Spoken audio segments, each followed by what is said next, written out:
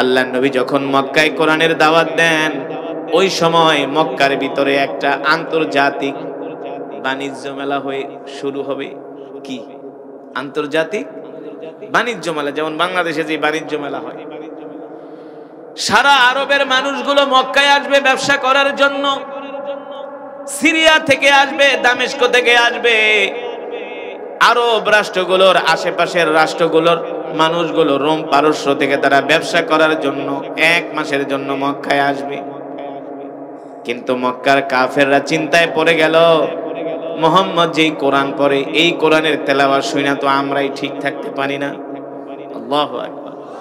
আমাদের যুবকরাও ঠিক থাকতে পারে না মুহাম্মাদের কোরআন শোনার জন্য পালায়া পালায়া মক্কার যুবকরা আল্লাহ রাসূলের কোরআনের তেলাওয়াত শুনে। সুবহানাল্লাহ বলেন।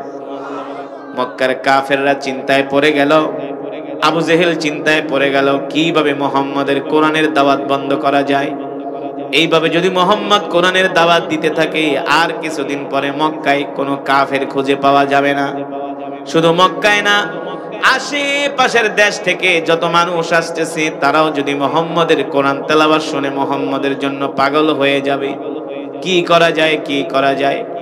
আল্লাহ রাসূলের তেলাওয়াত এত শ্রুতি মধুর ছিল, যে কোনো কাফেররা আল্লাহর নবীর তেলাওয়াত শুনলে যদি রাস্তা দিয়ে যাইতো, দাঁড়ায়া দাঁড়ায়া কোরআন শুনতে বাধ্য হতো। কারণ দুনিয়ার মানুষের কণ্ঠ যদি এত সুন্দর হয়, আল্লাহ তাআলা তার হাবিবকে কেমন একটা কণ্ঠ দিয়ে দুনিয়াতে পাঠাইছে। এবার চিন্তা করেন, আল্লাহ নবী যখন কোরআন পড়তেন, রাত 3টা বাজে আবু জেহেল আবু লাহাবরা পর্যন্ত আল্লাহ রাসূলের কোরআন শুনতে যাইতো। জানেন না? আপনারা তো আসছেন রাত 10টায়, কিন্তু আবু জেহেলরা যাইতো রাত 3টা বাজে। কনকনে শীতের ভিতরে 3টা কম্বল পেঁচায়া বাইতুল্লাহর পাশে চোরের মতো দাঁড়ায় থাকতো, আর পালিয়ে পালিয়ে আল্লাহ রাসূলের কোরআন শুনতো। আল্লাহু আকবার। মক্কার যুবকেরা দল বেঁধে বেঁধে আল্লাহ রাসূলের কোরআন শুনতে আসতো। ওই যুবকদের মধ্য থেকে অনেক যুবক আল্লাহ রাসূলের হাতে হাত রেখে কালেমা পড়ে মুসলমান হয়ে গেছে। জোরে বলেন সুবহানাল্লাহ। এবার মক্কায় বাণিজ্য মেলা শুরু হবে। মক্কার বড় বড় নেতাদের মাথা নষ্ট হয়ে গেছে। শোনো, মুহাম্মদ যে কোরআন পড়ে মক্কার জমিনে, আশেপাশের মানুষগুলো আসবে ব্যবসা করার জন্য মক্কাতে। যদি তারা মুহাম্মদের কোরআন শোনে, আর মুহাম্মদের কোরআন শুনলে তো তারা মুহাম্মদের জন্য পাগল হয়ে যাবে। আর পাগল হয়ে যদি 2-4 জন মুসলমান হয়ে যায়, মুহাম্মদের কোরআনের দাওয়াত শুধু মক্কায় সীমাবদ্ধ থাকবে না, অন্য অন্য দেশেও ছড়িয়ে পড়বে। ঠিক কিনা বলেন? মক্কার কাফেররা এই প্ল্যানিং করলো, যে কোনো ভাবে মুহাম্মাদের কোরআন তেলাওয়াত বন্ধ করতে হবে, যাতে মুহাম্মাদের বাড়ির আশেপাশে কোনো মানুষ আসতে না পারে। কাউকে মুহাম্মাদের বাড়ির আশেপাশে ভিড়তে দেওয়া যাবে না। তারা বাইতুল্লাহর চত্বরে বৈশা মিটিং এ বসলো, কিভাবে এই সমস্যার সমাধান করা যায়। আবু জেহেল উঠা বলে, শোনো, আমরা মক্কার যুবকদের হাতে বড় বড় লাঠি দিব। তারা 4 রাস্তার মাথায় দাঁড়ায় থাকবে, 4 রাস্তার মুখে দাঁড়ায় থাকবে। কোন মানুষ যখন মুহাম্মদের ঘরের এই দিক দিয়ে যেতে চাইবে, যুবকরা তাদেরকে বাধা দিয়ে অন্যদিকে ফিরায় দিবে, যাতে মুহাম্মদের ধারে কাছে কেউ আসতে না পারে। একে তো মুহাম্মদের কণ্ঠ শুনলে মানুষ পাগল হয়ে যায়, দ্বিতীয়ত মুহাম্মদের চেহারা দেখলেও মানুষ পাগল হয়ে যায়। আল্লাহ তাআলা আমার নবীকে এমন একটা সৌন্দর্য, এমন কণ্ঠ দিয়া দুনিয়াতে পাঠাইছে, যেই কোন কাফের মুশরিক আল্লাহর নবীকে দেখলে পাগল হয়ে যেত। আল্লাহু আকবার। এবার আবু জেহেল যুবকদেরকে লাঠি দিয়া বলছে, তোমরা রাস্তার মুখে মুখে মোড়ে মোড়ে দাঁড়ায় থাকবা, যাতে মুহাম্মদের বাড়ির আশেপাশে কেউ আসতে না পারে। যদি আসে তাহলে বলবা এই ঘরের মধ্যে একজন পাগল আছে। নাউজুবিল্লাহ বলে। তারা আমার কলিজার টুকরা নবীকে পাগল বলছে, হুয়া মাজনুন। তারা আমার নবীকে পাগল বলছে, তারা আমার নবীকে মিথ্যাবাদী বলছে। এমন কোন কষ্ট নাই, এমন কোন নির্যাতন নাই, এমন কোন তোহমত নাই মক্কার কাফেররা আমার নবীকে দেয় নাই। ঠিক কিনা বলেন? মক্কার কাফেররা শেষ পর্যন্ত আমার নবীকে নির্বংশ বলেও গালি দিছে। জানেন না? বলছে, মুহাম্মদ তোমার কোনো পুত্র সন্তান নাই, সব মারা গেছে। তার মানে তোমার মৃত্যুর পরে তোমার নাম নেওয়ার মতো কেউ থাকবে না। আল্লাহ তাআলা তার হাবিবকে বলছেন, বিসমিল্লাহির রহমানির রহিম, ইন্না আ'তাইনাকাল কাউসার ফাসাল্লি লিরাব্বিকা ওয়ানহার ইন্না শানিআকা হুয়াল আবতার। নবী গো, মক্কার কাফেররা আপনাকে নির্বংশ বলে, আপনি নির্বংশ না, মক্কার কাফেররাই হলো নির্বংশ। আল্লাহু আকবার। আমি আল্লাহ আপনাকে কাউসার দান করেছি, আপনি কোনো চিন্তা করবেন না, ঠিক কিনা বলেন? দেখবেন এমন একটা সময় আসবে আপনার ইন্তেকালের পরে আপনার কোটি কোটি উম্মত থাকবে যারা আপনার রওজা জিয়ারতের জন্য মদিনায় আসবে, আর এই কাফেররা আপনাকে নির্বংশ বলে, আমি আল্লাহ ওদের অস্তিত্বকে বিলীন করে দিব, ওদের নাম নেওয়ার মতো পৃথিবীতে কোনো মানুষ থাকবে না। মুসলমান এবার চিন্তা করে দেখেন, সেই 1450 বছর আগে আল্লাহ তাআলা তার হাবিবকে সান্ত্বনা দিছে, নবী গো, মক্কার কাফেররা আপনাকে নির্বংশ বলে, আপনি নির্বংশ না, আপনি নির্বংশ না, আপনার কোটি কোটি উম্মত থাকবে যারা প্রতিদিন আপনার রওজা জিয়ারত করবে, রওজায়ে আতহারে আসবে, ঠিক কিনা বলে? আমরা যাই কি যাই না? জোরে বলেন। যারা মক্কা মদিনায় গেছেন, মদিনা শরীফে যখন নামাজ শেষ হয়, আল্লাহর রাসূলের আশিকরা পাগলের মতো দৌড়ায় না, কতক্ষণে গেট খুলবে, কতক্ষণে রাসূলের রওজার পাশে যায় সালাম দিব, ঠিক কিনা বলেন? আজ পর্যন্ত কি আপনারা বলতে পারবেন আবু জেহেলের নাম কেউ নিছে? আবু জেহেলের বাড়িকে আল্লাহ বাথরুম বানায় দিছে, ঠিক কিনা বলেন? কারণ কি? একমাত্র আল্লাহর কোরআনের বিরোধিতা করার না, আল্লাহর কোরআনের বিরোধিতা। মক্কার কাফেরদেরকে আল্লাহ তাআলা এইভাবে অপমান করছে, অপদস্থ করছে। কোরআন দিয়ে মক্কার জমিনে পাঠাইছি, আপনার দায়িত্ব হলো মানুষের মাঝে কোরআনের দাওয়াত পৌঁছে দেন। এবার আল্লাহর নবী ঘরের মধ্যে বসে বসে কোরআন পড়ে। মক্কা থেকে বিভিন্ন দেশের মানুষগুলো আসছে ব্যবসা করার জন্য। তারা প্রতি বছর যেভাবে মক্কায় আসে, এই বছর আইসা দেখে মক্কার পরিস্থিতি ভিন্ন। আল্লাহ রসুলের যেই বাড়ি আপনারা দেখছেন বাইতুল্লাহর পাশে, দেখছেন না? হারাম থেকে মাত্র হাফ কিলোমিটার আল্লাহ রসুলের যেই বাড়ি, যেই জন্ম, যেখানে জাবালে আবু কুবাইসের পাশে মক্কার কাফেররা আসে, বাইতুল্লাহর আশেপাশে তারা ব্যবসা করে, সেখানেই বড় বাণিজ্য মেলা হয়। কারণ মক্কা বাইতুল্লাহ এটা শুধু মুসলমানের কাছে সম্মানের না, কাফেরদের কাছেও সম্মানের। জানেন, শুধু এই মক্কা বাইতুল্লাহ হারাম এটা শুধু মুসলমানরাই তোয়াফ করে না, কাফেররাও কিন্তু ওই বাইতুল্লাহ তোয়াফ করত। তারা বাইতুল্লাহ ঢুইকা তারা উলঙ্গ হইয়া বাইতুল্লাহ তোয়াফ করত, আর বের হওয়ার সময় বলতো, মালিক যা করছি মাফ করে দাও। আল্লাহ বলে, এই কারণে আমি ওদেরকে ধ্বংস করি নাই, নাইলে জায়গার মধ্যে ওদেরকে ধ্বংস করে দিতাম। এই বাইতুল্লাহর আশেপাশেই তারা ব্যবসা করত। এবার আল্লাহ রসুলের বাড়ির দিকে বিভিন্ন দেশের ব্যবসায়ীরা আল্লাহ রসুলের বাড়ির রাস্তা দিয়া তারা যেতে থাকে। মক্কার যুবকরা বাধা দেয়, বলে এই রাস্তা দিয়া যাওয়া নিষেধ। কয় কেন নিষেধ? ওই ঘরের ভিতরে একজন পাগল আছে, নাউজুবিল্লাহ, হুয়া মাজনুন, ওই ঘরের মধ্যে একজন পাগল আছে, তোমরা যাও না। বিভিন্ন দেশের মানুষ কয়, বেটা আমরা আমাদের টাকা খরচ করে মক্কায় আসছি ব্যবসা করার জন্য, যদি প্রয়োজন হয় আমরা পাগলই দেখবো, আমাদেরকে যেতে দিই। বুঝলেন নাই? মানুষের একটা কিউরিসিটি হলো, আপনি যেই জিনিসের জন্য বাধা দিবেন সেটা আরো মানুষ বেশি করে করে। এটা হলো মানুষের একটা অভ্যাস, এটা মানুষের একটা অভ্যাস, আল্লাহ এমনিই বানাইছে। দেখবেন এক জায়গায় আগুন লাগছে, পুলিশে পিটাইতেছে, ভাই সামনে আইসুন, আরো বেশি করে যায়। এটা মানুষের অভ্যাস। মক্কার কাফেররা মানুষদেরকে পিটায় পিটায় খেদায় দেয়, কেউ যায় না, কেউ যায় না, আরো বেশি করে আল্লাহ রসুলের বাড়ির দিকে যাইতে চায়। কয় বেটা আমরা টাকা খরচ করে মক্কায় আসছি, আমরা পাগলই দেখবো, আমাদেরকে যেতে দেই। এবার একজন, দুইজন, তিনজন করে যেতে যেতে আল্লাহ রসুলের বাড়ির আশেপাশে হাজার হাজার মানুষের ভিড় জমে গেছে। এক, দুইজন, পাঁচজন যখন যায়, কয় কই যাস? কয় আয় দেখতে যাই। এমন করতে করতে একেবারে আল্লাহ রসুলের বাড়ির সামনে হাজার হাজার মানুষের ভিড় লেগে গেছে। এবার আল্লাহ নবী কোরআন পড়তেছে, আল্লাহ নবী কোরআন পড়তেছে, আল্লাহ রসুলের কোরআন তেলাওয়াত শুনে মানুষগুলো দাঁড়ায় ছিল, দাঁড়ানো থেকে তারা বইসা পড়েছে। আরো আস্তে কোন সুবহানাল্লাহ। আল্লাহ রসুলের কোরআন শুনে তারা আবেগ আপ্লুত হয়ে গেছে, তারা বেকরার হয়ে গেছে। এবার আল্লাহ রসুলের কোরআন তেলাওয়াত যখন শেষ হয়, আশেপাশের দেশের মানুষগুলো আল্লাহ রসুলকে ডাক দিয়া বলি, ইয়া মুহাম্মদ, ইয়া মুহাম্মদ আনতা মাজনুন, মুহাম্মদ তুমি কি পাগল?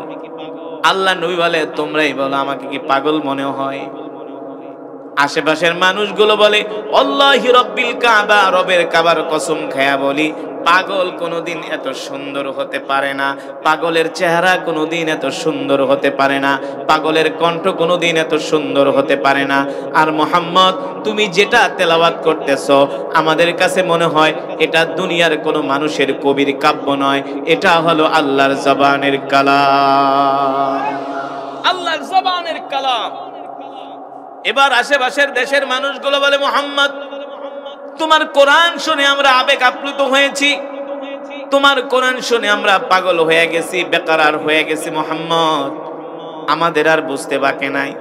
তোমাকে যেই মক্কার বড় বড় লিডাররা পাগল বলে, আসলে তারাই হলো পাগল আর তুমি হলে নবী। মুহাম্মদ আর দেরি করবে না, আমাদেরকে কালিমা পড়ায় মুসলমান বানায়। ওরা চেয়েছিল কোরআনের দাওয়াত বন্ধ করতে, আর আল্লাহ তাআলা বিনা পয়সায় বিনা কষ্টে কোরআনের দাওয়াত সারা পৃথিবীতে ছড়ায় দিতেছে, ঠিক কিনা বলেন? এই কৌশল কার? আরো জোরে বলুন কার? আল্লাহ তাআলা সেই কথাই বলেন, ওমাকারু ওমাকারাল্লাহ আল্লাহু খায়রুল মাকিরিন। আল্লাহু আকবার। নবী আপনি চিন্তিত হবেন না, পেরেশান হবেন না, আপনি মন খারাপ করবেন না। মক্কার কাফেররা কৌশল করে, আমি আল্লাহ তাদের কৌশলের বিরুদ্ধে পাল্টা কৌশল গ্রহণ করি। আল্লাহু আকবার। ও মুসলমান, আল্লাহ নবী কোরআনের দাওয়াতকে আরো বেগবান করতে শুরু করলেন। এবার মক্কার মধ্যে পড়ে গেছে, শুনছো মুহাম্মদের কোরআন তেলাওয়াত শুনে আশেপাশের দেশের যুবকগুলো কালেমা পড়ে মুসলমান হয়ে গেছে। এবার মক্কার যুবকদের আরো ঢল নামছে। আরো কি নামছে? অন্য দেশের যুবকরা যদি মুহাম্মদের হাতে কালেমা পড়ে মুসলমান হয়, তাহলে আমাদের মুসলমান হইতে সমস্যা কি? এবার যুবকদের ঢল নেমে গেছে আল্লাহ রসুলের হাতে হাত রেখে কালেমা পড়ে মুসলমান হওয়ার জন্য। মক্কার যুবকদের মাঝে একজন যুবক ছিল যার নাম হলো মুসাব বিন উমাইর। নাম কি? মুসাব বিন উমাইর। এই মুসাব বিন উমাইর ছিলেন মক্কার যুবকদের সরদার, মক্কার যুবকদের নেতা। মুসাব বিন উমাইরের বাবা ছিলেন মক্কার যুবকদের, মক্কার মানুষদের মধ্যে অন্যতম একজন ব্যবসায়ী, ধনী মানুষ। আবু জেহেল মনে মনে চিন্তা করলো, যেইভাবে করে মক্কার যুবকরা মুহাম্মদের কোরআন শোনার জন্য পাগল হয়ে গেছে, এই যুবকদের বাদ ভাঙা উল্লাস একমাত্র একজন যুবকই ঠেকাতে পারে, যার নাম হলো মুসাব বিন উমাইর। আমরা মুসাব বিন উমাইরের কাছে যাই, যে মুসাব বিন উমাইরকে বলি, মুসাব শোনো, মক্কার যুবকরা কোরআন শুনতে যায়, তুমি তাদেরকে বাধা দাও, আর তুমি ভুলেও মুহাম্মদের কাছে কোনোদিন যাবা না। মক্কার বড় বড় নেতা আবু জেহেল, আবু লাহাব মুসাব বিন উমাইরের বাড়িতে আসলেন। বাড়িতে আসার পরে বলল, এ মুসাব শোনো, আমরা তোমাকে মক্কার যুবকদের নেতা মনে করি, সরদার মনে করি, তোমার বাবাকে আমরা সম্মান করি। মুসাব শোনো, ওই মুহাম্মদ ইবনে আব্দুল্লাহর ছেলে মুহাম্মদের তেলাওয়াত শুনে মক্কার যুবকরা কালেমা পড়ে মুসলমান হয়ে যাচ্ছে, তাদের বাদ ভাঙা উল্লাস একমাত্র তুমি ঠেকাতে পারো, তুমি তাদেরকে বাধা দাও। আর শোনো মুসাব, তুমি ভুলেও মুহাম্মদের কাছে যাবা না, মুহাম্মদের কোরআন শুনবা না, কারণ মুহাম্মদ বানায়া বানায়া কবিতা বলে। মুসাব বিন উমাইর বলে, আবু জেহেল শোনো, আমার বাবা ছিল কবি, আমার দাদা ছিল কবি, যদি মুহাম্মদ বানায়া বানায়া কবিতা বলে, কেউ ধরতে না পারলে আমি নিজে ঠিকই ধরতে পারবো, কারণ আমিও একজন কবি। বুঝেন নাই? আবু জেহেল বলে, না না, মুহাম্মদের ধারে কাছে তুমি যাবা না, গেলে সমস্যা। বলে কি সমস্যা? বলে মুহাম্মদ যেই কোনো মানুষকে দেখলে সাথে সাথে জাদু করে ফেলে। নাউজুবিল্লাহ। আল্লাহর নবীকে জাদুকর নাকি? অথচ মক্কার মানুষগুলো আল্লাহ রসুলের চেহারা দেখলেই পাগল হয়ে যেত, আল্লাহ রসুলের ব্যবহার, আখলাক, চরিত্র দেখে তারা মুগ্ধ হয়ে যেত। বুঝেন নাই? এই কারণে মক্কার যুবকরা মা বাবা ছাইরা আল্লাহ রসুলের হাতে হাত রেখে কালেমা পড়ে মুসলমান হয়ে যেত। যত সাহাবীরা কালেমা পড়ে মুসলমান হয়েছেন অধিকাংশই ছিল যুবক। অধিকাংশই ছিল কি? যুবক। তো যুবকরা যদি আল্লাহ রসুলের পক্ষে চলে আসে, বৃদ্ধরা কি এই বাদ ভাঙা উল্লাস ঠেকাতে পারে? জোরে বলুন। আবু জেহেলদের চিন্তা হলো, যে কোনো মূল্যে আমরা মুসআব বিন উমাইরকে ঠেকাবো, যাতে মুসআব বিন উমাইর মুহাম্মদের ধারে কাছেও না যায়, গেলে সে মুহাম্মদের জন্য পাগল হয়ে যাবে। মক্কার বড় বড় নেতারা যায় বলে, মুসআব তোমার বাবা হলো আমাদের বন্ধু, তুমি হলে আমাদের ভাতিজা, শোনো তোমাকে ভালো করে বলে তুমি মুহাম্মদের ধারে কাছেও যাবা না, যদি যাও তুমি মুহাম্মদ তোমাকে জাদু করে ফেলবে, মুহাম্মদের জন্য তুমি পাগল হয়ে যাবা, তোমাকে তোমার পরিবার থেকে মুহাম্মদ বিচ্ছিন্ন করে দিবে। মুসআব বিন উমাইর বলে, ঠিক আছে আবু জেহেল যান যান, আমিও একজন কবি, মুহাম্মদ যদি কবি হয়ে থাকে আমি তার কবিতা শুনলেই বুঝতে পারবো সে কত কত বড় মাপের কবি। বুঝেন না? তা আবু জেহেলরা তার বাড়ি থেকে চলে গেছে। একদিন বিকাল বেলা মুসআব বিন উমাইর তার ঘরের মধ্যে বসে বসে চিন্তা করে, মক্কার বড় বড় নেতারা আয়েশা বলল মুহাম্মদ কবি, তাহলে তো কবির কবিতা একদিন শোনা দরকার, কবির কবিতা একদিন। দেখেন কি হবে, মক্কার কাফেরদেরকে দিয়ে আল্লাহ তাআলা কোরআনের দাওয়াত দেওয়ায়। এটা আল্লাহ তাআলার কৌশল, এটা আল্লাহ তাআলার কৌশল। যারা চায় আল্লাহর জমিন থেকে আল্লাহর দ্বীন বিদায় হবে, কিন্তু আল্লাহর জমিন থেকে আল্লাহর দ্বীন বিদায় হবে না। যারা দ্বীনের বিরোধিতা করবে আল্লাহ তাদের 14 গোষ্ঠী ধ্বংস করে দিবে। ঠিক কিনা বলে? ঠিক কিনা বলে? ও মুসলমান, এবার মুসআব বিন উমাইর একদিন বিকাল বেলা ঘরের মধ্যে বসে চিন্তা করে, একদিন তো মুহাম্মদকে দেখা দরকার, সে কত বড় মাপের কবি, তাকে একদিন আমার জাস্টিফাই করা দরকার, পরীক্ষা করা দরকার। মুসআব বিন উমাইর বলেন, আমি একদিন সন্ধ্যার সময় ঘর থেকে বের হলাম, ঘুটঘুটে অন্ধকার, যাতে মক্কার কোনো মানুষ আমাকে না দেখে, দেখলে তো চিনে ফেলবে। আমি একদিন ঘুটঘুটে অন্ধকারে সন্ধ্যার সময় ঘর থেকে বের হলাম। আমি হাঁটতে হাঁটতে মুহাম্মদ যেখানে কোরআন পড়ে, বাইতুল্লাহর পাশে একটা পাহাড় আছে, নাম হলো জাবালে আবু কুবাইস। নাম কি? এই পাহাড়ের নিচে বসে আল্লাহ রাসূল কোরআনের দাওয়াত দেন, সাহাবীদেরকে কোরআন শোনান, আল্লাহর নবী কোরআন পড়েন। মুসআব বিন উমাইর বলেন, আমি সন্ধ্যার সময় বের হইয়া মুহাম্মদের কোরআন শোনার জন্য আমি গেলাম। আল্লাহি রাব্বিল কাবা, রবের কাবার কসম খেয়ে বলি, আমি একদিন যখন মুহাম্মদকে আমার জীবনের প্রথম দিন দেখলাম, মুহাম্মদের চেহারা দেখে আমি মুহাম্মদ আল্লাহর রাসূলের জন্য পাগল হয়ে গেলাম। এবার আল্লাহর নবী বিশ্ব নবী কোরআন পড়তেছে, মুসআব বিন উমাইর বলে, আমি তন্ময় হয়ে আবেগ আপ্লুত হয়ে নিস্তব্ধ হয়ে আল্লাহর রাসূলের কোরআন শুনতেছি। জোরে বলেন সুবহানাল্লাহ।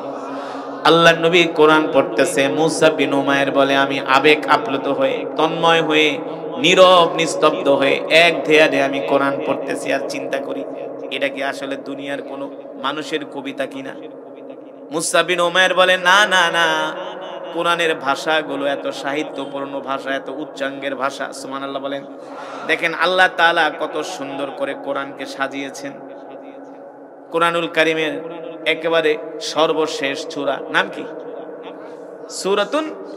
কোনদিন তো চিন্তা করে দেখলেন আল্লাহ কত সুন্দর করে কোরআনকে সাজাইছে। এই সূরার প্রত্যেকটা আয়াতের শেষে হলো সিন। প্রত্যেকটা আয়াতের শেষে কি? সিন। শেষে দেখেন আল্লাহ তাআলা কত সুন্দর করে কোরআনকে সাজিয়েছেন, কত ছন্দে ছন্দে আল্লাহ তাআলা কোরআনকে মিলিয়েছেন। সুবহানাল্লাহ বলেন। বিসমিল্লাহির রহমানির রহিম। কুল আউযু বিরাব্বিন নাস কি? সিন কি? মালিকিন নাস কি? ইলাহিন নাস মিন শাররিল ওয়াসওয়াসিল খান্নাস আল্লাযী ইউওয়াসওয়িসু ফি সুদুরিন নাস। সুবহানাল্লাহ বলবেন না? মিনাল জিন্নাতি ওয়ান নাস। সুবহানাল্লাহ বলেন। কোরআনের আরেকটা সূরা আছে সূরাতুশ শামস। নাম কি? বিসমিল্লাহির রহমানির রহিম। এই সূরার আয়াতের শেষে শুধু হা। শুধু কি? ওয়াশ-শামসি ওয়া দুহাহা ওয়াল কমারি ইযা তালাহা ওয়ান নাহারি ইযা জাল্লাহা ওয়াল লাইলি ইযা ইয়াগশাহা ওয়াস সামাই ওয়া মা বানাহা ওয়াল আরদি ওয়া মা তুহাহা ওয়া নাফসিন ওয়া মা সাওয়াহা ফাআলহামাহা ফুজুরাহা ওয়া তাকওয়াহা قد أفلح من زكاها وقد خاب من دساها كذبت ثمود بطغواها إذ انبعث أشقاها فقال لهم رسول الله ناقة الله وسقياها সুবহানাল্লাহ বলেন। ফাকাযযাবুহু ফাআকারুহা ফাদামদামা আলাইহিম রাব্বুহুম বিযামবিহিম ফাসাওয়াহা ওয়ালা ইয়াখাফু উকবাহা। কত মজার কোরআন, বুঝেন নাই? মুসা বিন উমাইর এই কোরআন শুনে আবু জেহেল হারামজাদা কয় কি? মোহাম্মদ বলে কবি। আরে আমার বাপ কবি, আমি নিজে কবি, আমার 14 গোষ্ঠী কবি। কিন্তু মোহাম্মদ যে কোরআন পড়ে যে ছন্দে ছন্দে মিল, সুবহানাল্লাহ বলেন। আর ভাষা কত উচ্চাঙ্গের ভাষা, কত সাহিত্যপূর্ণ ভাষা। মুসা বিন উমাইর কয়, আমি আল্লাহ রসুলের প্রথম দিন কোরআন শুনে আমি পাগল হয়ে গেছি। এক দেয়ানে আমি খুঁটির সাথে হেলান দিয়া শুধু শুনতেছি। জোরে বলেন সুবহানাল্লাহ। মুসা বিন উমাইর বলেন, আমি প্রথম যেদিন আল্লাহ রসুলের কোরআন শুনলাম, শুনতে শুনতে গভীর রাত হয়ে গেছে। আমি বাড়িতে গেছি, বাড়িতে যাই আর ঘুমাইতে পারি না। শুধু আমি ভাবি কি শুনলাম, কি শুনলাম। আমার কোরআনে মোহাম্মদের কোরআন বাজে, আল্লাহ রসুলের কোরআন তেলাওয়াত বাজে। মুসা বিন উমাইর বলে, আমি প্রথম রাত ঘুমাইতে পারলাম না। আবার দ্বিতীয় রাত্রে আমি মোহাম্মদ আল্লাহর পয়গম্বরের কোরআন শোনার জন্য আসলাম। তৃতীয় দিনেও আমি আল্লাহ রসুলের কোরআন শোনার জন্য আসলাম।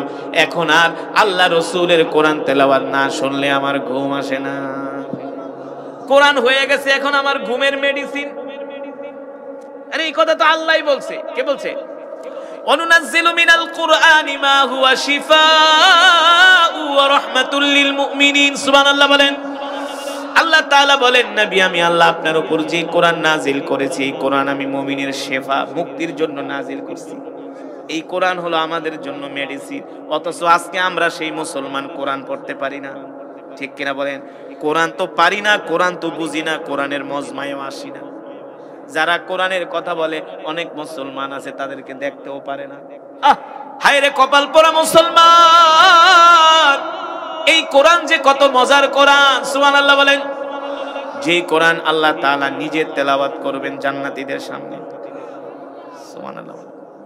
আল্লাহ নিজে তেলাওয়াত করবেন এই কোরআন। কোরআন ছাড়া মুসলমানের কোনো উপায় আছে? কোরআন ছাড়া মুসলমানের কোনো উপায় নাই। কোরআন ছাড়া মুসলমানের কোনো দাম নাই। আমার নবীর এত সম্মান, আমার নবীর এত মর্যাদা, কারণ কি? কারণ কি? আল্লাহ তাআলা আমার নবীর উপরে কোরআন নাজিল করেছে, এই কারণে আমার নবীর এত সম্মান। আল্লাহ তাআলা আসমানি যতগুলো কিতাব নাজিল করেছে, সব কিতাবগুলো আল্লাহ তাআলা নিজের কুদরতে হাত দিয়ে লেখছে। আর কোরআন হলো আল্লাহর জবানের কালাম। এই জবানের কথা হলো আল্লাহর কালাম। সুবহানাল্লাহ বলেন। আল্লাহর নবী বলে, উম্মত তোমরা যদি আল্লাহ তাআলার সাথে কথা বলতে চাও, তাহলে আল্লাহর কোরআন নিয়ে বসে যাও, আল্লাহর কোরআন তেলাওয়াত করো। যতক্ষণ কোরআন পড়বে ততক্ষণ আল্লাহ তাআলার সাথে কথা বলবে। আল্লাহু আকবার। জোরে বলেন আল্লাহু আকবার। এবার রাসূলের সাহাবী মুসা বিন উমাইর, মনে আছে? হ্যাঁ, এই যে সাহাবী, বিখ্যাত সাহাবী মুসা বিন উমাইর। আপনারা আপনাদের সন্তানের নাম রাখবেন মুসা বিন উমাইর। অনেক বড় জলিল কদর সাহাবী, কিন্তু এখনো কালেমা পড়া, সে কিন্তু এখনো কাফের, এখনো কি মুসলমান হয় নাই। কিন্তু মুসলমান না হয়ে আল্লাহ রাসূলের কোরআন শুনতে যায়। গরু খাওয়া মুসলমান রে, মুসলমান হয়েও কোরআন শুনতে আসেন, আর কাফের হয়ে রাসূলের কোরআন শুনতে যায়। মুসা বিন উমাইর, মুসা বিন উমাইর বলে, আমি মুহাম্মদ সাল্লাল্লাহু আলাইহি সাল্লামের কোরআন তেলাওয়াত না শুনলে আমার রাত্রবেলা ঘুম আসে না। এবার মুসা বিন উমাইর বলে, আমি একদিন, 2 দিন, 3 দিন পর্যন্ত আল্লাহ রাসূলের কোরআন শুনতে গেলাম। যখন 4th দিন গেলাম, আমার উপরে আল্লাহ রাসূলের নজর পড়ে গেল। আল্লাহ রাসূল আমাকে ডাক দিয়েছে, তাআলাউ ইয়া শাবাব, এই যুবক এদিকে আসো। ব্যাপার কি? প্রত্যেক দিন তুমি আমার মজমায় আসো, আয়েশা কোনার ভিতরে দাঁড়ায় দাঁড়ায় কোরআন শোনো। মাসমুক, নাম কি তোমার? নাম কি? আসছো, বাবার নাম কি বলো? মুসা বিন উমাইর বলে, ইসমি মুসা বিন উমাইর। আল্লাহ রাসূল বলে, তাহলে তুমি কি সেই মুসা বিন উমাইর? তোমার বাবাকে আমি চিনি, তোমার বাবা হলো মক্কার অনেক বড় বিলিনিয়ার, অনেক বড় ব্যবসায়ী। মুসা বিন উমাইর বলে, আপনি ঠিকই বলছেন, আমি তার সন্তান। আল্লাহর নবী বলে, তুমি তো মাজুসি, তুমি তো মূর্তি পূজক, তাইলে আমার কোরআন কেন শুনতে আসো? প্রশ্ন আসে না? তুমি তো মূর্তি পূজক, তুমি আমার কোরআন কেন শুনতে আসো? মুসা বিন উমাইর মুস্কি হাসি দিয়া বলে, ওগো মুহাম্মদ শুনেন, গত কিছুদিন আগে আবু জেহেলরা আমার বাড়িতে গেছে। আবু জেহেলরা যায় বলছে, আপনি নাকি বানায়া বানায়া কবিতা বইলা কোরআন বইলা চালায়া দেন, নাউজুবিল্লাহ বলে। আপনি নাকি বানিয়ে বানিয়ে কবিতা বলে কোরআন বলে চালিয়ে দেন। আপনি নাকি জাদুকর, আপনি নাকি মানুষকে ধোঁকা দেন, বলেন নাউজুবিল্লাহ। আল্লাহ রাসূল বলে, যুবক, আবু জেহেলরা আমার সম্বন্ধে যা বলছে তুমি তো সরাসরি আমাকে দেখলা, তোমার কি মনে হলো? মুসা বিন উমাইর বলে, রবের কাবার কসম খেয়া বলি, আল্লাহর পয়গম্বর, আপনি দুনিয়ার কোন সাধারণ মানুষ না, আপনি হলেন নবী। আল্লাহ রাসূল বলে, যুবক, তোমার কি কোরআন ভালো লেগেছে? কয়, শুধু ভালো লাগে নাই, আমার হৃদয়ে ছুঁয়ে গিয়েছে। সুবহানাল্লাহ বলবেন না? কয়, কয়দিন আসছিলা? কয়, 3 দিন। কয়দিন? কয়দিন? কেমন লাগছে? কয়, কোরআন না শুনলে আর ঘুম আসে না। আল্লাহ রাসূল বলে, ও মুসলমান যুবক, বাবারা ভালো করে শুনেন, কথাটা শুনতে অনেক হালকা, কিন্তু কথাটা অনেক ভারী, অনেক দামি। এই কথার সাথে অনেক কিছু লুকায়িত, অনেক কিছু জড়িত। দেখেন, আমরা মুসলমান হইয়া নামাজ পড়ি না, মুসলমান হইয়া কোরআন পড়ি না, দিন মানি না। আর একজন কাফের যুবক মাত্র 3 দিন আল্লাহর নবীর কোরআন শুনছে। এবার আল্লাহ রাসূল ডাক দিয়া বলে, কেমন লাগছে? বলে, হৃদয়ে ছুঁয়ে গেছে। কয়, যুবক রে, আল্লাহর কোরআনের তেলাওয়াত যদি তোমার হৃদয়ে ছুঁয়ে যায়, আমি কি তোমাকে একটা প্রস্তাব দিব? বলে, দেন দেন প্রস্তাব। আল্লাহ রাসূল বলে, যুবক, যদি কোরআন তোমার কাছে ভালো লাগে আর তুমি যদি আমাকে সত্য নবী মনে করো, তাহলে আর কোরআন থেকে দূরে থাকবা কেন? কোরআনের কাছে আসো। সুবহানাল্লাহ বলে। মুসা বিন উমাইর বলে, ওগো আল্লাহ রাসূল, আপনার কথা আমি বুঝি নাই, কোরআনের কাছে আসবো মানে? আল্লাহ রাসূল বলে, যুবক রে, আমার হাতে হাত রাখো আর এক আল্লাহর প্রতি ঈমান আনো। মুসা বিন উমাইর বলে, ওগো আল্লাহর নবী, আপনি আমাকে যে প্রস্তাব দিয়েছেন, এই প্রস্তাবে আমি সাড়া দিতে রাজি আছি। জোরে বলেন সুবহানাল্লাহ। শুধু আপনার প্রস্তাবে আমি সাড়া দিতে রাজি না, আপনি আমাকে একজন সাহসী যুবকের কাতারে পাবেন। আল্লাহ রাসূল বলে, তাহলে আর দেরি করো না, এখনই কালেমা পড়ে মুসলমান হয়ে যাও।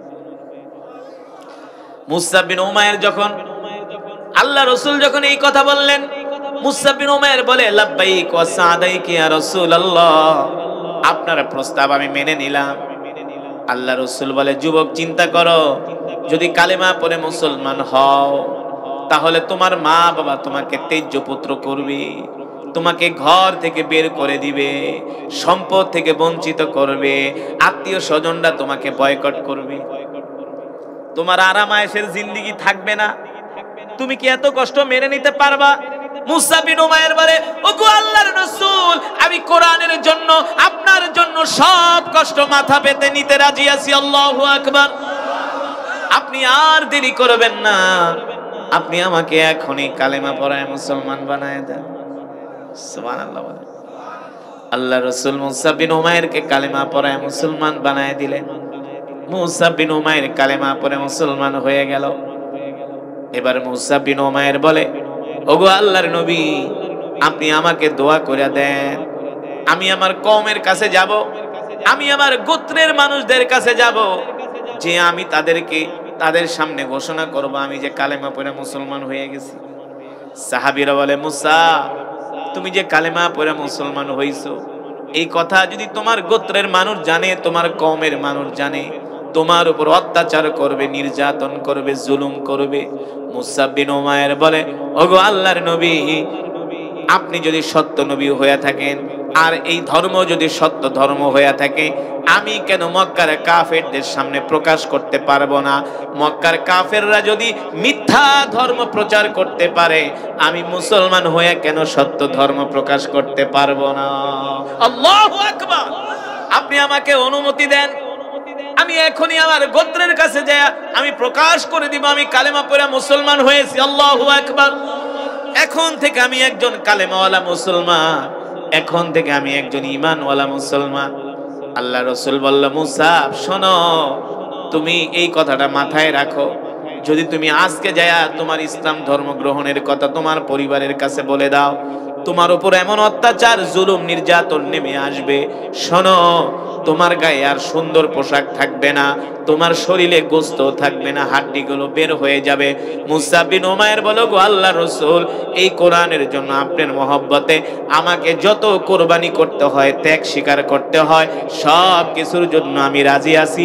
ইসলাম থেকে এক চুল পরিমাণ দূরে সরে যাব না। এবার মুসা বিন উমাইর বাড়িতে গেলেন, যে ডাক দিলেন, আবি উম্মি জাদ্দি তাআলাও ইজমাউ, একত্র হও, তোমাদের সাথে আমার কথা আছে। মুসা বিন উমাইরের বাবা ডাক দিয়ে বলে, সন্তান, এভাবে আমাদেরকে ডাকছো কেন? কোনদিন তো তোমার গলার আওয়াজ এত বড় শুনি নাই, আজকে এইভাবে ডাকছো কেন? মুসা বিন উমাইর বলে, শোনো মা, আজকের পর থেকে আমাকে আর কোনদিন মূর্তি পূজার জন্য ডাকবা না। জোরে বলেন সুবহানাল্লাহ। বাবাকে ডাক দিয়ে বলে, বাবা, আর কোনদিন আমাকে মূর্তি পূজার জন্য ডাকবা না। বলে, কেন? আমি আল্লাহর পয়গম্বর মুহাম্মদ সাল্লাল্লাহু আলাইহি সাল্লামের হাতে হাত রেখে কালেমা পড়ে মুসলমান হয়ে গেছি, আমি এখন থেকে ঈমানওয়ালা মুসলমান। মুসা বিন উমাইরের বাবা বলে, এটা কি করলা? তুমি আমাদের আদরের সন্তান, কালেমা পড়ে মুসলমান হয়ে গেলা। মুসা বিন উমাইর বলে, শুধু কালেমা পড়ে মুসলমান হই নাই, এখন আমি আল্লাহ রাসূলের কাছে চলে যাব, তোমাদের সাথে আর থাকবো না। সুবহানাল্লাহ বলেন। মুসা বিন উমাইরের বাবা আর মা বলে, বাবা রে, একবারও কি মা বাবার কথা ভাবলা না? তোমার মা বাবা কিভাবে তোমাকে ছাড়া থাকবে? তোমাকে ছাড়া আমরা বাঁচতে পারবো না, তুমি আমাদের একমাত্র সন্তান। মুসা বিন উমাইর বলে, মা, তুমি যদি আমাকে ছাড়া বাঁচতে না পারো, আমিও আল্লাহর পয়গম্বর মুহাম্মদ সাল্লাল্লাহু আলাইহি সাল্লামকে ছাড়া বাঁচতে পারবো না।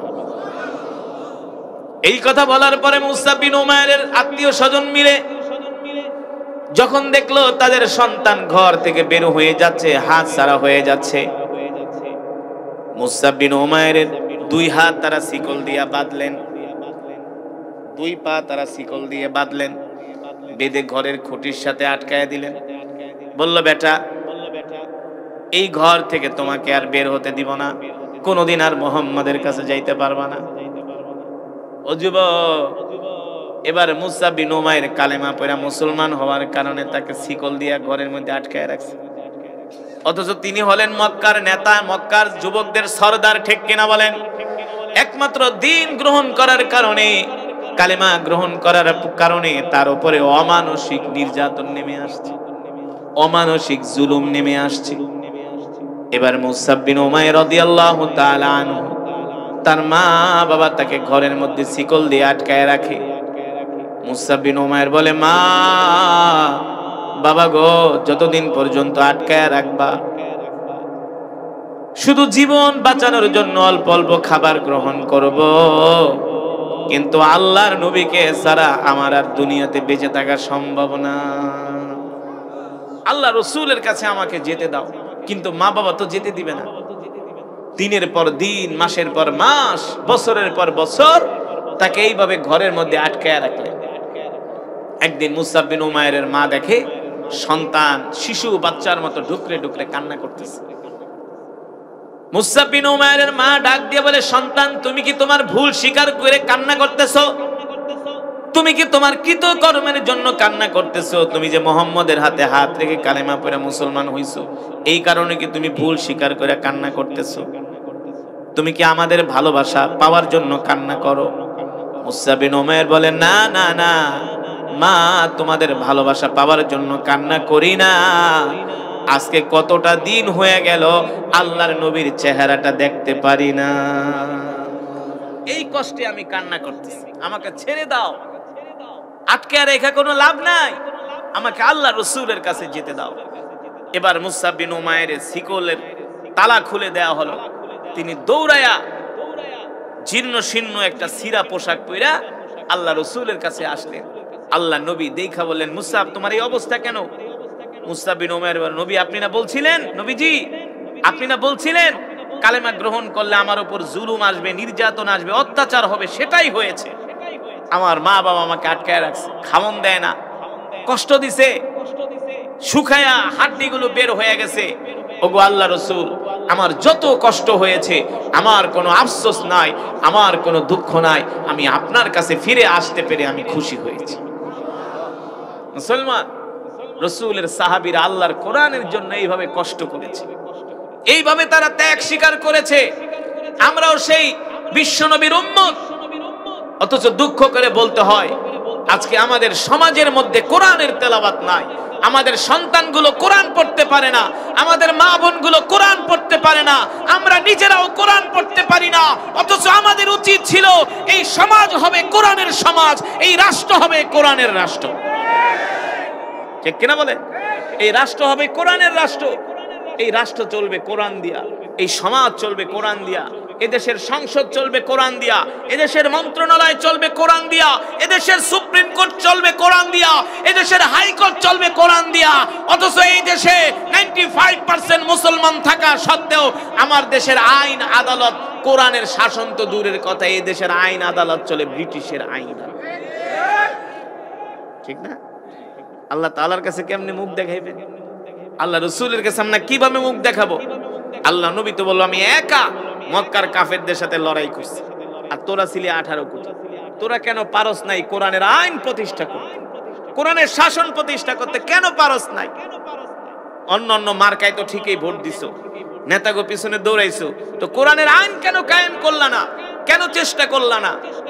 আমি রাসূল এই কোরআনের জন্য তায়েফের ময়দানে রক্ত দিয়েছি, উহুদের ময়দানে দান মোবারক শহীদ করছি। আমার সাহাবীদের দিকে তাকায় দেখো, একজনের হাত নাই, একজনের পা নাই, একজনের চোখ নাই, একজনের কলিজা ছিঁড়ে খেয়ে ফেলছি একমাত্র এই কোরআনের জন্য।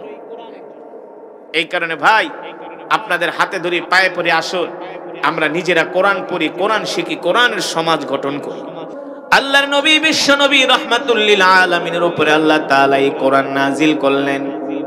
আমি যে কোরআন আপনাদের সামনে তেলাওয়াত করলাম, আল্লাহ তাআলা বিশ্ব নবীর উপরে কোরআন নাজিল করে বললেন, ইন্না নাহনু নাযালনা যিকরা ওয়া ইন্না লাহু লাহাফিজুন।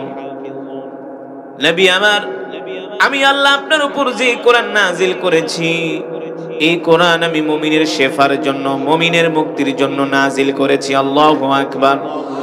নবী গো, ইন্না নাহনু নাযালনা যিকরা ওয়া ইন্না লাহু লাহাফিজুন। আমি আল্লাহ আপনার উপর যে কোরআন নাজিল করেছি, এই কোরআন হেফাজত করার দায়িত্ব আমি আল্লাহ আমার নিজ হাতে গ্রহণ করেছি। এই কোরআন এমন এক কিতাব, পৃথিবীর কাফের মুশরিক বেঈমানেরা তারা যদি পারতো এই কোরআনের ভিতরে ভেজাল লাগায় দিত। ঠিক কিনা বলেন? তারা যদি পারতো, বলতো, মুসলমান তোমাদের কোরআনের মধ্যে ভুল আছে, তোমাদের কোরআনকে সংস্কার করো। ঠিক কিনা বলেন? আল্লাহ তাআলা বলেন, এমন কোন সুযোগ নাই। যালিকাল কিতাবু লা রাইবা ফীহি হুদাল লিল মুত্তাকিন।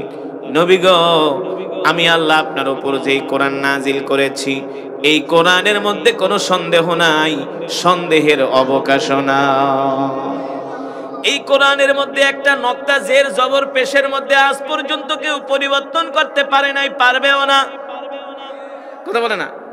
ঠিক কিনা বলেন? পারবে না।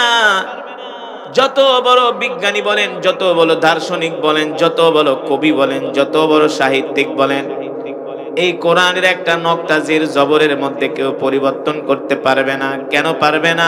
আল্লাহ রাব্বুল আলামিন বলেন, নবী এই কোরআন হলো আমার, আর এই কোরআনের হেফাজতের দায়িত্ব আমার। আমি আল্লাহ আপনাকে কোরআন দিয়া মক্কায় পাঠাইছি। ইন্না আনজালনা ইলাইকা যিকরা লিতুবাইয়িনা লিন-নাস। আমি আল্লাহ আপনাকে কোরআন দিয়া মক্কায় পাঠাইছি। এই কোরআন নিয়ে আপনি ঘরে বসে থাকবেন না, এই কোরআন দিয়া মক্কার মানুষদেরকে দাওয়াত দেন। কি দিয়া? এই যে ওয়াজ মাহফিল, এই ওয়াজ মাহফিল গতানুগতিক কোনো মাহফিল না। এই মাহফিল শুরু হয়েছে আল্লাহ তাআলা যখন পৃথিবী সৃষ্টি করেছেন, পয়গম্বর পাঠিয়েছেন। ঠিক কিনা বলে? প্রত্যেকটা পয়গম্বররা ছিলেন বক্তা। কি ছিলেন? বক্তা। কি ছিলেন? ওয়াইজ, বয়ানকারী। কারণ প্রত্যেকটা পয়গম্বরই তার উম্মতদের সামনে যায় বয়ান করছে। ঠিক কিনা বলেন? প্রত্যেকটা নবী তার উম্মতদের সামনে যায় ওয়াজ করছে। ওয়াজ, এই যে কোরআনের মাহফিল, বয়ানের মাহফিল, দ্বীনি দাওয়াতের মাহফিল, দাওয়াতের বিষয়গুলো ভিন্ন ভিন্ন হতে পারে, কিন্তু এক কোরআন দিয়া, আল্লাহর কিতাব দিয়া দাওয়াত দেওয়া হয়েছে। কেউ তাওরাতের দাওয়াত দিয়েছেন, কেউ জবুর, কেউ ইনজিলের দাওয়াত দিয়েছেন। ঠিক কিনা বলেন? দাওয়াত দেওয়ার পদ্ধতি এক। মানুষের কাছে কোরআন পৌঁছে দাও, আসমানি কিতাবের বাণী পৌঁছে দাও। আল্লাহ রাব্বুল আলামিন সেই কথাই বিশ্ব নবীকে বললেন, ইন্না আনজালনা ইলাইকা যিকরা লিতুবাইয়িনা লিন-নাস। নবী গো, আপনি কোরআন দিয়ে মানুষের সামনে বয়ান করেন, ওয়াজ করেন, এতে করে মানুষের উপকার হবে। ঠিক কিনা বলেন? তবে শোনেন, আপনার ওয়াজ যে সবাই শুনবে এমন কিন্তু সবাই আপনার ওয়াজ শুনবে না, সবাই আপনার কাছে আসবে না। তাই বলে আপনি মন খারাপ করবেন না। আল্লাহু আকবার। এই যে আজকের মাহফিল হয়েছে, সব মুসলমান আসে নাই, আসছে যাদের কপালে হেদায়েত ছিল, আল্লাহ যাদেরকে ভালোবাসেন তারাই আসতে পেরেছেন। ঠিক কিনা বলেন? ও মুসলমান, এই কোরআনের মজমায় বসা এত সোজা কথা না। এই শীতের ভিতরে বাড়ির থেকে ওয়াজ শুনতে আসা এত সোজা ব্যাপার না। আপনাদের কোনো তোবারক দেওয়া হবে না, খিচুড়ি দেওয়া হবে না, বিরিয়ানি দেওয়া হবে না, 500 টাকাও না। নিজের পকেটের টাকা খরচ করে এই ঠান্ডার ভিতর ওয়াজের মাহফিলে আসছেন। মনে করেন না আপনি নিজে আসছেন, আল্লাহ আপনাকে ধরে নিয়ে আসছে। কারণ কি? আল্লাহ রাসূলের হাদিস, মাইয়ুরিদিল্লাহু বিহি খাইরান ইউফাক্কিহু ফিদ্দিন।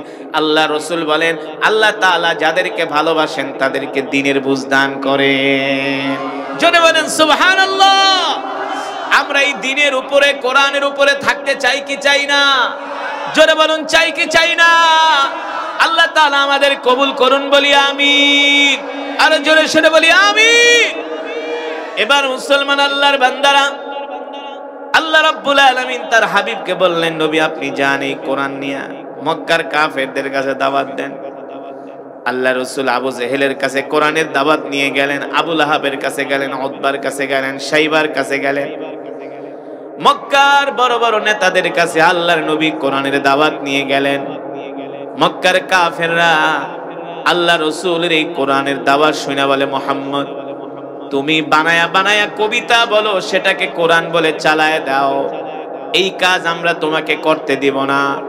আল্লাহ তাআলা ডাক দিয়া বলেন, ওমা আল্লামনাহু শি'রা ওয়া মা ইয়ানবাগি লাহু ইন হুয়া ইল্লা যিকরুন ওয়া কুরআনুম মুবিন। নবী গো, আপনি মক্কার কাফেরদেরকে বলে দেন, আপনি যেই বানায়া বানায়া, মক্কার কাফেররা বলে আপনি বানায়া বানায়া কবিতা বলেন, না না না, বানিয়ে বানিয়ে কবিতা বলা কোন নবীর পক্ষে শোভা পায় না। ঠিক কিনা বলেন? আপনি যেটা তেলাওয়াত করেন এটা হলো আল্লাহর জবানের কালাম, এটা হলো আমার কালাম। সুবহানাল্লাহ বলেন। এবার মক্কার কাফেরদের সামনে আল্লাহ রাসূল কোরআনের দাওয়াত দিতে লাগলেন। ও মুসলমান, আপনারা তো এই যে কোরআনের মাহফিলে আসছেন, আপনাদের কেউ বাধা দেয় নাই, দিছে? কিন্তু আল্লাহ রাসূল যখন কোরআনের কথা বলতেন, মক্কার কাফেররা বাধা দিত। শুধু বাধা দিত না, সাহাবীদেরকে মারধর করত, সাহাবীদের উপর নির্যাতন করত, জুলুম করত। এই যে আজকে আমরা কোরআনের মজমায় বসে কোরআন শুনতেছি, এটা সাহাবীদের রক্তের কারণে, সাহাবীদের রক্ত দেওয়ার কারণে, সাহাবীদের জীবন দেওয়ার কারণে। ঠিক কিনা বলেন? এই কোরআনের দাওয়াত বাংলার জমিনে এমনি আসে নাই। এই কোরআনের দাওয়াত আসছে আল্লাহ রাসূল উহুদের ময়দানে, তায়েফের ময়দানে রক্ত দিয়েছেন, সেই কারণে। ঠিক কিনা বলে? এবার আল্লাহর নবী, বিশ্ব নবী রাহমাতুল লিল আলামিন মক্কার মানুষদের কাছে কোরআনের দাওয়াত দিতে লাগলেন। মক্কার কাফেররা তো নাই, এমন কোন চক্রান্ত নাই মক্কার কাফেররা করে নাই এই কোরআনের দাওয়াত বন্ধ করে দেওয়ার জন্য। পর্যন্ত কোরআনুল কারীমে তেলাওয়াত করেছি, আপনারা শুনেছেন, এক এক হরফে 10টি করে নেকি পেয়েছেন। কয়টা করে নেকি? এই মজমায় যারা উপস্থিত হয়েছেন সকলেই এক খতম করে করে কোরআনুল কারীমের সওয়াব পেয়েছেন। খুশি নাকি বেজার? বলি আলহামদুলিল্লাহ। বয়ান কি চলবে? কতক্ষণ? মাশাআল্লাহ। কতক্ষণ? সারা রাত? কোনো প্রয়োজন নেই, অল্প কিছু সময় কোরআন থেকে আলোচনা হবে। যে আলোচনা শুনলে ইমানের পাওয়ার বাড়বে, ইমানি শক্তি বাড়বে। রাজি আছেন? এমন একটা আলোচনা হোক, কিন্তু শর্ত আছে, ওঠাউঠি করা যাবে না। যে যেখানে বসে আছেন বসে থাকেন, যারা বাইরে আছেন ভিতরে চলে আসেন, আমরা একসাথে মোনাজাত দিয়ে বাড়িতে যাব ইনশা। রাজি আছেন? উঠবেন না তো?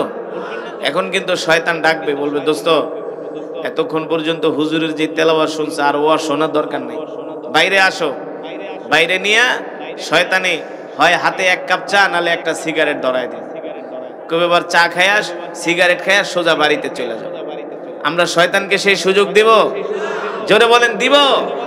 আজকে আমরা এই জঙ্গলের ভিতরে মঙ্গল কায়েম করব, ঠিক কিনা বলেন? ঠিক না? আমি তো এই কাপাসিয়ার এদিকে অনেক প্রোগ্রামে আসি, কিন্তু কাপাসিয়া থানার ওয়াজ মাহফিলে লোক বেশি হয় না, তাও আজকে কম হয় নাই। অন্য জায়গার থেকে আমি একটা ওয়াজ করেছিলাম এই জামালপুর বাজার, দোলন বাজারের পাশে, কালীগঞ্জ, এটা কালীগঞ্জ। ওইখানে 200 মানুষ হয়েছে। আমি এটা কোনো কথা হইলো? হুজুর আমাদের এলাকার সবচেয়ে বেশি মাহফিলের থেকে এই মাহফিলে লোক বেশি আসছে। আসলে আপনাদের এলাকায় ঘনবসতি কম, ঠিক না? বাড়িঘর কম। আপনার তো সুইজারল্যান্ডের মানুষ, যেই সুন্দর আবহাওয়া, যেই প্রকৃতি, আল্লাহু আকবার, এত সুন্দর পরিবেশে আপনারা থাকেন। আমেরিকার মানুষ এত আরামে থাকে না। আপনারা যেই অক্সিজেন গ্রহণ করেন মিয়া, এই অক্সিজেন আমার মনে হয় না যে 63 জেলার মানুষ পায়। আপনাদের মতো নির্মল বায়ু, নির্মল হাওয়া, কোনো ভেজাল নাই, ঠিক কিনা বলেন? আলহামদুলিল্লাহ বলেন। তো আল্লাহ তাআলার নিয়ামতের শুকর আদায় করতে হবে কি হবে না? সেটা কিভাবে? আল্লাহ তাআলার গোলামের মাধ্যমে। এই যে আমি কোরআন পড়েছি, আপনারা শুনছেন, এই কোরআনটা আল্লাহ তাআলার কালাম। এই কোরআনের জন্য আল্লাহর নবী, বিশ্ব নবী রাহমাতুল লিল আলামিন, তিনি উহুদের ময়দানে দান মোবারক শহীদ করেছেন, ঠিক কিনা বলেন? তাইফের ময়দানে রক্ত দিয়েছেন এই কোরআনের জন্য। আমি যে কোরআন পড়েছি, কাপাসিয়ার মুসলমান শুনে রাখেন, এই কোরআন শুধু তেলাওয়াতের জন্যই নাজিল হয় নাই। এই কোরআন শুধু খতম পড়ার জন্য নাজিল হয় নাই। এই কোরআন শুধু জার ফুক দেওয়ার জন্য নাজিল হয়। এই কোরআন দিয়ে শুধু খতমে তারাবি পড়বেন আর বছরে একটা করে ওয়াজ মাহফিল করবেন, মনে করছেন কোরআনের হক আদায় হয়ে গেছে। এতই সোজা, এতই সোজা। এতই যদি সোজা হতো, আল্লাহ রসুল 63 বছর জিন্দিগিতে সরাসরি 27 বার যুদ্ধের ময়দানে সেনাপতির দায়িত্ব পালন করেছে। 27 বার আল্লাহ রসুল যুদ্ধের ময়দানে সরাসরি সেনাপতির দায়িত্ব পালন করেছেন। আপনি আমি দিনের জন্য কি করছি? খালি সারাদিন খাইছেন বিড়ি আর সিগারেট। আপনারা ভালো, আপনারা না। আছে কি আছে না? সমাজের কত পার্সেন্ট মানুষ কোরআন পড়তে পারে বলেন? সমাজের 2% মানুষও কোরআন পড়তে পারে না, 3% মানুষও নামাজ পড়ে না ঠিক মতো, সঠিক? অথচ মুসলমান কোরআনের রাষ্ট্র গঠন করি, নইলে এই সমাজে শান্তি আসবে না। লেনিন, কালমাস আর মাও সেতুংয়ের এই সমস্ত গণতন্ত্র দিয়ে পৃথিবীর জমিনে শান্তি প্রতিষ্ঠা হবে না। শান্তি প্রতিষ্ঠা করতে হলে মদিনার তন্ত্র দিয়ে, আল্লাহর কোরআন দিয়ে শান্তি প্রতিষ্ঠা করতে হবে।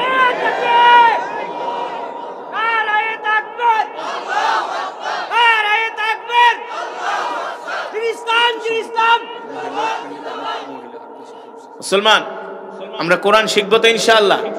আমাদের সন্তানদেরকে কোরআন শিখাবো তো ইনশাআল্লাহ। আমাদের ছেলে মেয়েদেরকে কোরআন শিখাবো তো ইনশাআল্লাহ। আল্লাহ আমাদের কবুল করুন। বসেন বসেন, উঠাউঠি করেন না, একটু পরে মোনাজাত দিব। আজকের মাহফিলে এসে আপনারা খুশি নাকি বেজার? এই মাহফিলটা আগামী বছর হোক, আপনারা চান তো? মাহফিলের খরচের জন্য কর্তৃপক্ষ বলছে কিছু কালেকশনের জন্য। কিভাবে চাবো?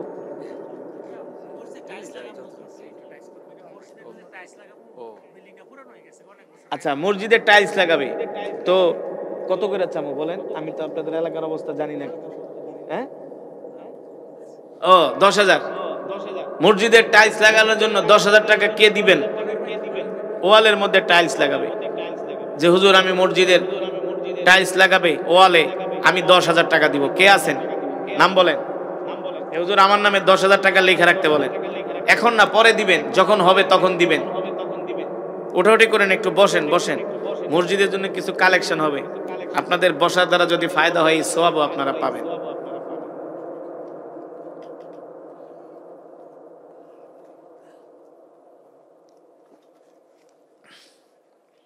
কে আছেন যে হুজুর মসজিদের টাইলসের জন্য আমি 10,000 টাকা দিব? নাই? দু একজন বলেন ইনশাআল্লাহ। একজন শুরু করেন, একজন শুরু করেন। আপনার দেখা দেখে আরেকজন দিলে আপনিও তার সেই সমান সওয়াব পাবেন। একজন শুরু করেন যে আমি 10,000 টাকা দিব।